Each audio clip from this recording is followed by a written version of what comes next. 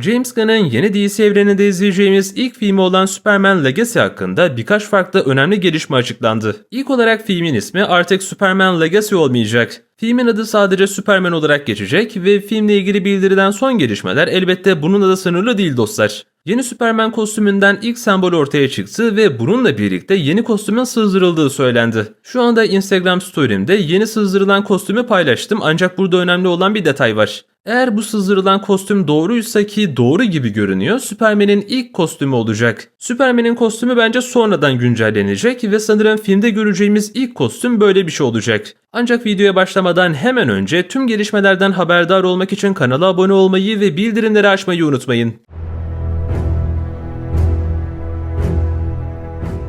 Öncelikle James Gunn'ın yeni Superman kostümü çizgi romanlarla birebir olacak gibi görünüyor. Hatta kostümün logo kısımlarına kadar her şeyi çizgi romanlarda gördüğümüz kostümlerle birebir aynı. Bu logoların anlamlarından da bahsedeceğim çünkü James Gunn çizgi roman referansı vermeyi fazlasıyla seviyor. 2013 yılında Man of Steel filmi ilk çıktığında Superman için live action'da bir devrim yaşandı. Çünkü artık tight üzerine don giyen bir Superman yoktu. Zaten olması gereken de aslında buydu. Çünkü hem uzaydan hem de çok gelişmiş bir medeniyetten gelen bir karakterin dünyada palyaço gibi dolaşması insanların ciddiyetini kaçırıyordu. Zaten Man of Steel'i DC evreninde devrim niteliğine taşıyan en büyük unsur karakterlerin giydiği kostümler olmuştu. Superman'in tight üzerine don giymesi eskiden çizgi romanlarda ve yine eski animasyonlarda gördüğümüz bir olaydı. Ancak artık 2025 yılındayız ve bu tür şeyleri live action'da izlemek biraz komik duruyor. Eğer bu noktada olaya Batman açısından bakarsak Dark Knight'ın eskisi gibi tight giymesi ve üzerine don çekmesi sizce mantıklı bir şey olur muydu? Batman'in 20 yıl önce vizyona giren filmlerinde bile böyle bir şey yoktu. Çünkü karaktere gerçekten bir hava katmak ve çok daha rasyonel ilerlemek için kullanışlı şeyler giydirmeleri gerekiyordu.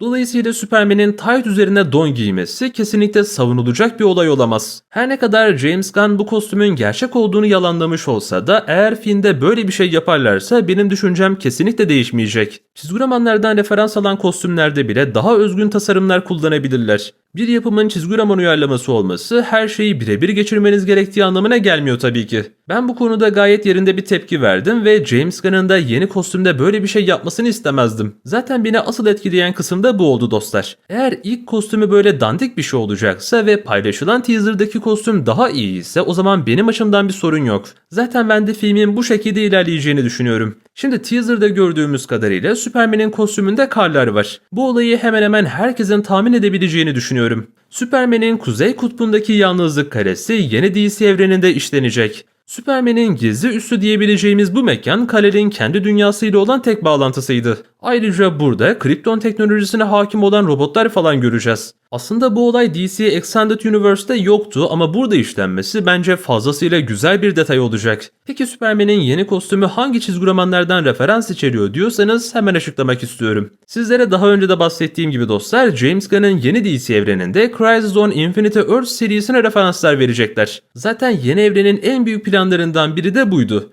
Brandon Routh'ın Superman'i Arrowverse'de işlenen bu olaylar sırasında kendi zaman çizgisindeki Superman'i temsil etmek için hikayeye dahil olduğunda bu kostümü giymişti.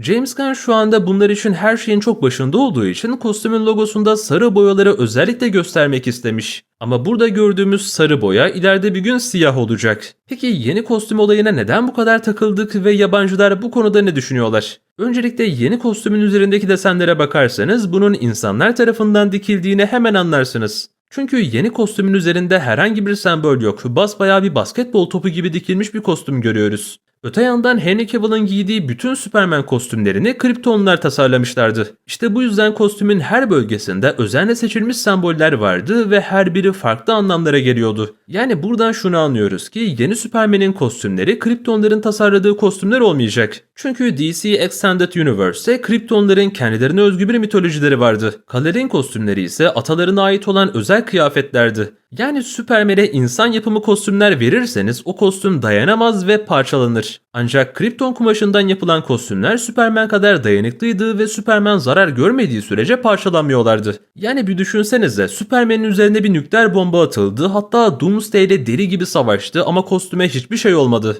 Bu adam ses bariyerini aşıyor ve çok daha üstün hızlara ulaşıyor. Yani Superman gibi bir karakterin dünyadaki sıradan kumaşlarla kendine kostüm tasarlaması pek akıllıcı olmazdı. Bu yüzden film içerisinde Superman'in en azından 2 farklı kostümü olacağını düşünüyorum. Başrol oyuncularının paylaştığı videoya gelecek olursak ortada Lois Lane, solda Lex Luthor ve sağ tarafta ise Superman'i görüyoruz. Tıpkı çizgi romanlardaki gibi bu üçlünün yine kendi aralarında sorunlar yaşaması, işte filmin bizlere sunacağı gerçek hikaye bu olacak. Nicholas Hoult X-Men serisinde Beast'i canlandırıyordu. Kendisi yeni DC evreninde Lex Luthor olacak ve biliyorsunuz ki Lex Luthor da Lois Lane'den hoşlanıyordu. Bunun yanında Superman ve Lois zaten yılların en bilinen çiftidir. Peki benim bu filme karşı beklentim var mı? Bunu merak ediyorsanız hemen açıklamak istiyorum. Öncelikle kostüm konusunda hatalı olduklarını zaten söylemiştim. İstediğiniz kadar çizgi romanlarda şöyleydi ya da böyleydi diyebilirsiniz ama o zaman yeni gelecek olan Batman'in böyle olmasında da bence bir sakınca yok. Öyle değil mi? Yani bu konuda bence kimse ikiyüzlü davranmasın dostlar çünkü geçmiş geçmişte kaldı. Zaten Crisis on Infinite Earths olayları yaşandığında eski evrendeki Superman'ler de gelecek ve o zaman tight üzerine don giyen Superman gösterebilirler. Ama günümüzde vizyona girecek olan bir filmde en azından bu bir DC filmi ise ciddiyet olması gerekiyor.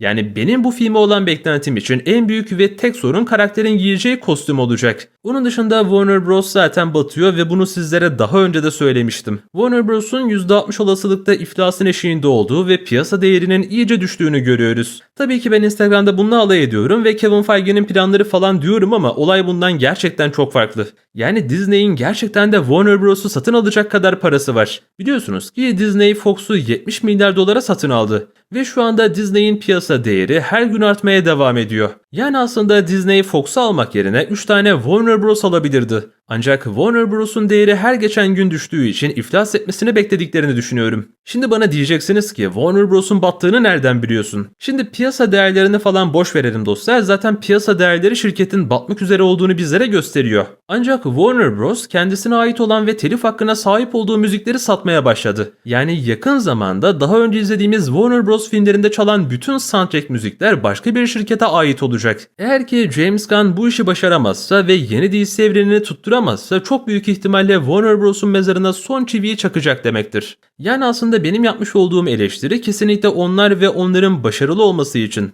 Biliyorsunuz ki ben Warner Bros'u globalde günahım kadar sevmem. Hatta Türkiye temsilcileriyle diğer YouTube film kanallarının yaşadığı sorunları görmüşsünüzdür. Ama şu anda Disney Warner Bros'u satın alırsa bence her şey çok daha iyi olurdu. Zaten Warner Bros Disney'e özenen filmler çekmeye başlamıştı. Animasyon filmlerinin kalitesi düştü ve yeni filmlerinin görsel efektlerinde sorunlar vardı. Yani ellerindeki en iyi projeler bu yıl gelecek olan yapımlar. Ve maalesef ki yine o projelerde de bir takım sorunlar görüyorum. Duymak istemediğiniz şeyleri söylüyorum diye lütfen bana kızmayın ama yeni Joker filmi gerçekten de beklentiyi karşılayacak gibi görünmüyor. Zaten Joker'in ikinci filminin bir müzikal film olacağını söylemişlerdi. Yeni gelen görsellerde ise gerçekten de bir Disney animasyon filmi gibi ilerleyeceğini görüyoruz. Hadi bütün bunları geçelim dostlar. Dune bölüm 2 izleyiciler tarafından beklentiyi karşılamadığı yönünde eleştirildi. Bu durumda bu yıl vizyona girecek olan en iyi projeleri Legendary desteğiyle hazırlanan Godzilla X Kong olacak. Yani Warner Bros gerçekten de kendi ayağını sıkmaya devam ediyor. Keşke bazı şeyleri daha özgün hazırlasalardı ama maalesef ki bu bile onları kurtarmayacak. Mesela ben sırf her şeye telif attıkları için yeni DC filmleri hakkında konuşmak istemiyorum. Yabancı kanallara baktığımızda ise onlar da sürekli Disney'in filmlerinden bahsediyorlar. Çünkü Disney insanlara güven veriyor ve bunun karşılığını fazlasıyla iyi alıyor. Dolayısıyla Warner Bros'un batması ya da Disney tarafından satın alınması şahsen benim işime gelirdi. En azından Marvel ve DC crossover izleme şansımız olurdu. Evet dostlar, böylece bir videonun daha sonuna gelmiş olduk. Umarım hazırlamış olduğum içeriği beğenmişsinizdir. Gelmesini istediğiniz başka videolar olursa yorumlara yazmayı unutmayın. Şimdilik benden bu kadar, kendinize iyi bakın, hoşça kalın.